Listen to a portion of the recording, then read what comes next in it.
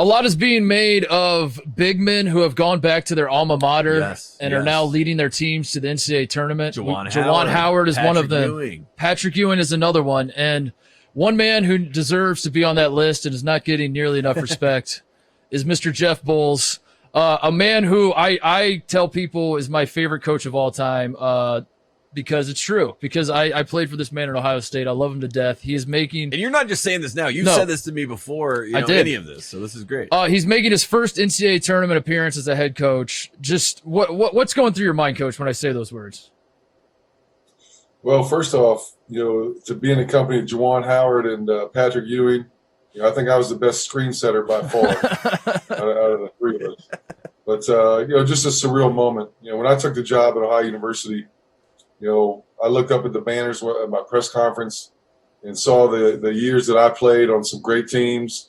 And I really wanted to kind of, do that as a head coach and it came to fruition. And for our guys to experience what I went through as a player, there's nothing better than seeing your name pop up on the screen.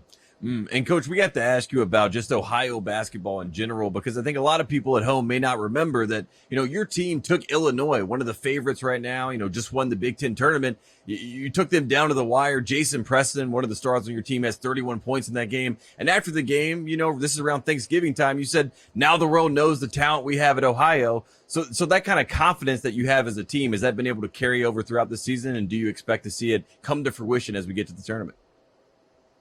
Yeah, I'd say that was definitely a game we felt we should have won the game. Yep. And, I think Illinois felt fortunate to beat us and, give Ayo Dosunmu unbelievable credit. He had a tough shot like he has all year long.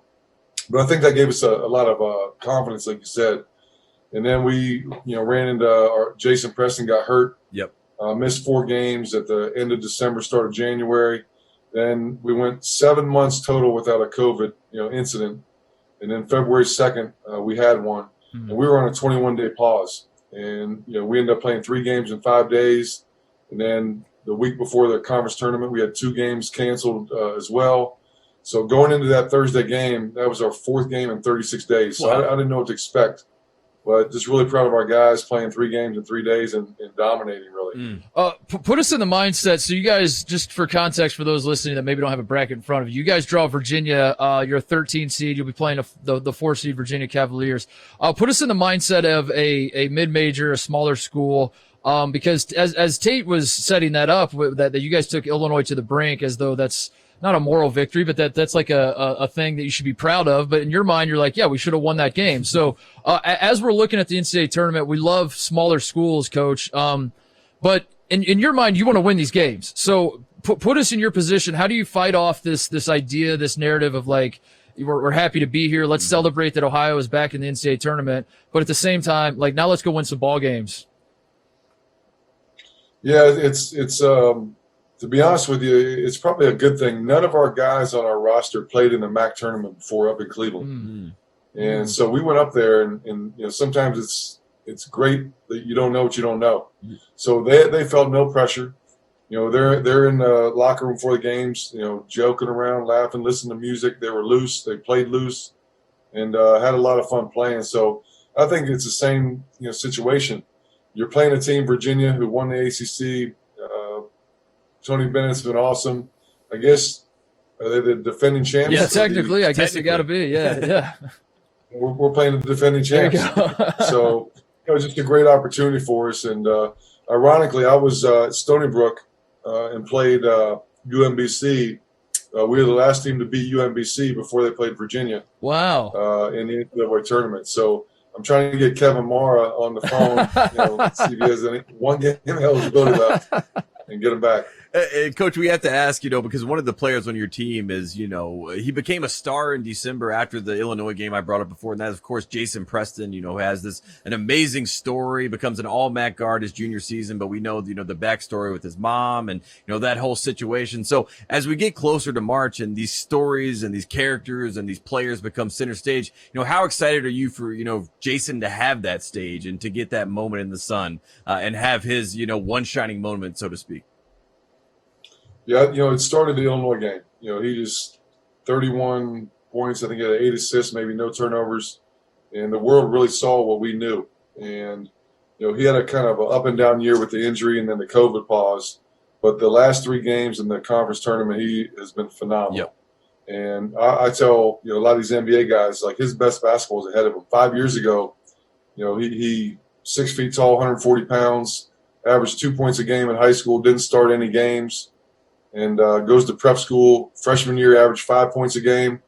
And, now he's up to almost 17 points, almost 8 assists, 8 rebounds, and, an even better kid than he is a player. Mm. Yeah, how as a coach, I mean, I imagine we were looking at we've watched a lot of Virginia this year, Coach, but honestly, Jason, you're going to have the best player on the floor. What is that like? Like, how do you? I don't know what it's an uncommon position to be in, where you are considered the underdog. You are considered. I'm assuming most people won't expect you to win this game, but you're looking at it like we have the best player on the floor. So I don't know. Do you feel good? I assume about that. That's a good thing. Like, what is that like to know that you just have Jason Preston with all else fails? I can just draw something up for him and let him go win a game for us. Yeah, I mean, I got experience. Being in Ohio State, we always had the best player, on the team, and Mark Titus. Thank you, Coach. Thank you. So we always felt like we had a chance. And I think when you have a great player like Jason, he's capable of making everyone else better, scoring the basketball. And I think the great thing he's done a great job of this year is he's handled more attention. Teams have game plan for him. They're trying to get the ball off his hands some. And he just continues to find ways to impact the game positively. Yeah. Yep. Do you feel some sort of Tate's a Tar Heel, by the way? I don't know if I brought that up to you when we were off air, but the last moment that comes to mind, was this the last tournament OU made? Was 2012? Is that correct? The 2012. Correct. Yeah. So the last time we saw Ohio University on a March Madness stage was when they were taking North Carolina to the brink. In the Sweet 16 without Kendall Marshall. Yeah, at some point out without Kendall Marshall. How much does that? Are you focused on just your team, just the game in front of you, or do you allow like the mystique of March, like these narratives, these parallels? This, like, last time we were here, we had Walter Offutt and Nick Kellogg and all these guys, and you're looking at tape of that, and are you studying other MAC runs, and the Kent State team in 02 goes to the Elite Eight? Do you even entertain any of this, or is it just like, let's just try to beat Virginia? Yeah, I mean, you want to lock in on Virginia, but I think the great thing is to tell your guys, like, hey, look, it can happen. It's happened, and it's going to happen in this tournament. So why not it be us? And it's a tall challenge. I mean, they got some great players. Obviously, Hauser is having a great year. Huff is a 7'1" pick and pop, threat. And, we're going to have to play a really good game. But I think the best thing about our guys, like, we had guys that didn't know how to cut the net down, and I'm like thinking, like, we should have practiced this. And they just don't know. And that's the type of group they are. They're carefree. They play loose. They play with a lot of confidence.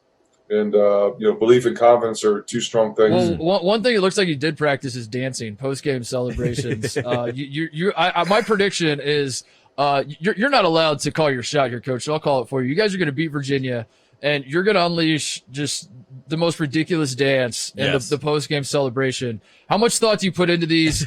Because I'm predicting that you're going to be a viral star. You're going to go viral when you dance after you beat Virginia. Yeah, when you start dabbing. You always have, like, that seems to be just the reflex. Like, you don't know what to do, you just start dabbing. That might be a lack of dance moves, robotic moves. But, it's funny, like, I don't really think about it. I'm starting to get requests. That's good. That's good, Coach. On my players of what to do. But I think the biggest thing is, you guys both know it's hard to win. Yeah. Yep. And when you do win, you want to celebrate them. And I tell our guys all the time, don't ever get tired of preparing to win, and don't ever get tired of winning, because you never know when the next one's coming. And, it's something fun. And, my kids, my daughter's 17, my son's 14. I get a lot of flack from them and some pointers. I love it, Coach. Coach, you're the best. Thanks for joining us. Best of luck in the game against Virginia and beyond, because there will be a beyond. Yes, we believe we're in excited beyond. about that.